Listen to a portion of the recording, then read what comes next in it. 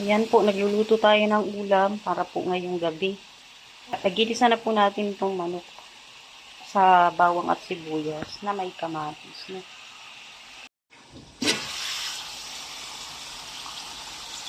Lalagyan natin ng sabaw para hindi matuyuan.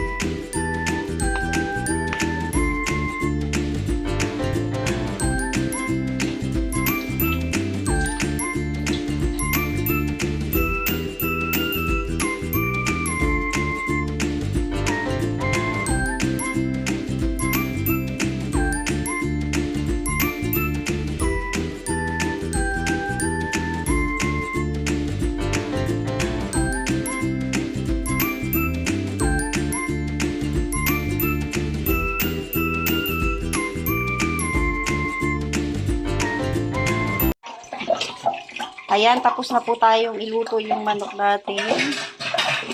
Ngayon naman, magluluto tayo ng isda. Pero ipapaksiw natin. At ito na nga po yung paglulutuan natin. Nalagyan na natin ng luya. Ngayon, ilalagay na po natin yung papaksiw natin.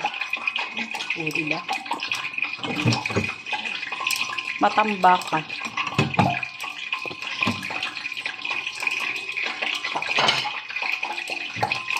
Tapos lalagyan na natin ng sibuyas. Tapos ilalagay na rin natin yung bawang. Sarap to, paksiw. Favorite ni Purehead. Tapos lagyan natin ng asin. Huwag na masyadong marami para matansya natin yung alat. Tapos lagyan natin paminta. Ayan. Tapos, pampalasa. Lagyan natin pampalasa.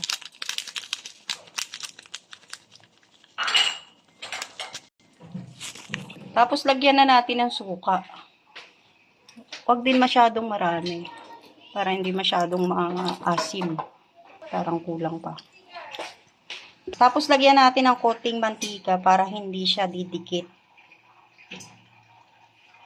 Tapos ilagyan natin ng sili para may anghang. Ayan. Ngayon pwede na natin siyang isalang. Ayan na, sinalang na natin yung ating paksiw. Takpan muna natin. Ngamoy na yung ating paksiw. Uy, paluto na oh. Wala naman yung kakain dito. Ako lang kakain ito. Ayan, maluluto na po yung ating paksiw. Sandali na lang at maya-maya lang po ipapatay na natin yung apoy. Takpan na muna natin para maluto. Gawa nyo. Hoy, kain po tayo. Merienda namin, hotdog sa kakikiam. Ngayon ni ano? Anong gusto mo sa buhay mo? Didedi daw ate. Ikaw lang daw kain ng kain. Tignan na natin yung paksiw. Tignan na natin. Uy, luto na yung paksiw natin. Pwede na natin patayin yung apoy. Ang paksiw kasi pwede naman yan iprito eh. Pag ayaw ng mga anak ko, pwede kong namang iprito. So, ayan po, luto na. Tingnan nyo si Gio, pagod na pagod. Tapos ito naman yung isa, pagod na pagod din. Ito naman dalawa, pagod na pagod din. Lahat na lang kami pagod. So, ito po, magandang gabi. Mag-aalas 7 na po, no? Ito, magluluto tayo ng ulam. Ito po yung ulam namin kasi ilan lang naman kami dito. So, ito iluluto natin. Baguio beans. Masarap to. Nakita ko lang kanina sa palengke, parang gusto ko mag-ulam nito. So, ito po ang ulamin namin ngayon. Siyempre, hihiwain po natin siya ng paganito, na parang pampansit. Beans lang po. Baguio beans lang talaga yan. Haluan natin ng baboy. Wow. So, ngayon, hihiwain po muna natin lahat bago tayo maghiwa ng panggisa. Ito na muna, hihiwain natin. Ito na po yung Baguio beans, nahugasan na natin, nahiwa na rin. Ito na rin yung baboy, nahugasan na natin. Inantay po muna natin na matanggal yung yelo, no? Bago natin hugasan. So, ngayon, hihiwain po natin to para ihalo po natin dito sa ating Baguio beans. At syempre, ayan, lagyan daw natin ng sotanghon, sabi ng anak ko. Ngayon, maghihiwa tayo ng bawang at sibuyas. Ito na po yung panggisa natin, bawang at sibuyas. Ready na. At ito na po yung ating paglulutuan. Ito naman yung baboy. At yung sotanghon, binabad natin sa tubig para pag naluto yung gulay, ilalagay na lang po natin siya, no? Kasi malambot na. Lagay muna natin para madali siyang hiwain. Siya muna ang nilagay natin sa mainit na lutuan. Ayan. Sandali lang po yan. Ano? Pag nag-iba na yung kulay, tatanggalin natin. Yan. Pwede na po nating tanggalin at hihiwain na po natin. Ano? Oops. Lagay natin sa sangkalan. Tapos, lagyan na natin ng mantika para maggisa na po tayo. Yan, okay na yan. Ganito lang karaming mantika. Yan na. Gisa na natin yung bawang at sibuyas.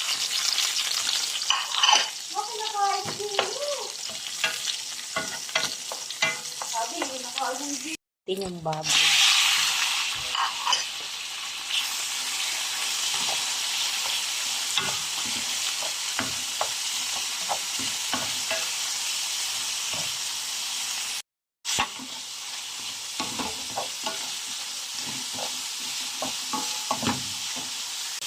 Lagyan natin ng konting tubig para lumambot yung karne.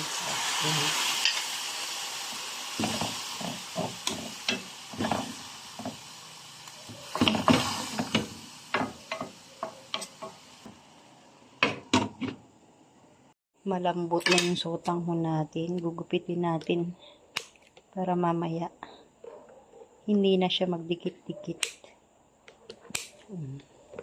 Tinanggalan na natin ng tubig yung sotanghon. So, ayan. Mamaya, paglambot ng Baguio beans, madali na lang siya. Madali na lang siyang maluto.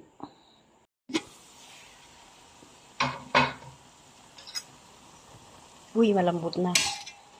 Pwede na natin ilagay yung gulay.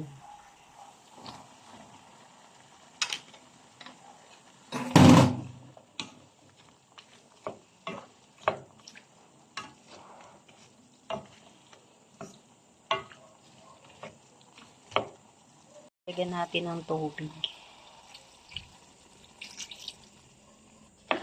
Ano ate, nagugutom ka na? Lagyan mo tayo. Ayan, lagyan natin ng toyo. Huwag masyadong marami.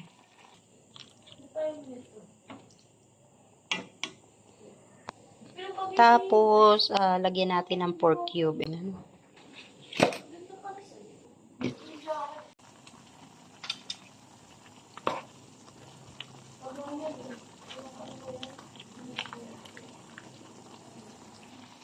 Kunti na lang, makakakain na kami. Maluluto na. Lagyan natin ng paminta. Tapos, ilagay na natin yung sotanghon.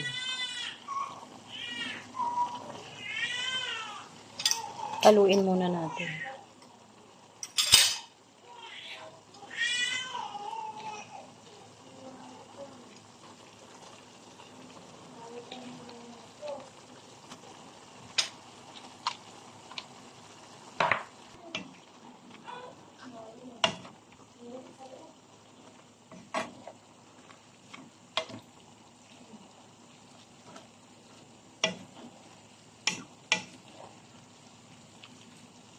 Luto na.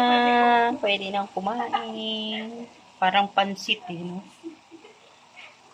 Ito na po yung ating Baguio beans with pork and sotanghon. So, pwede nang kumain. Luto na po. So, ayan po, dahil luto na po yung ating nilutong ulam. Ayan po, kakain na kami. 3 lang kami kasi wala naman si Pure Health, ano? So, ito po yung pinaksiw natin, pero prinito natin. Kanina pa po ito. Ito po yung niluto natin. Shout out sa nag-iisang sa nag-iisang pakpak. Tapos yung tira pang ulam na niluto ko din. At syempre may pipino pang tanggal po ng umay. So ayan, kainan na. Salamat po sa lahat ng manunood. God bless po, magandang gabi. Kakain na po kami.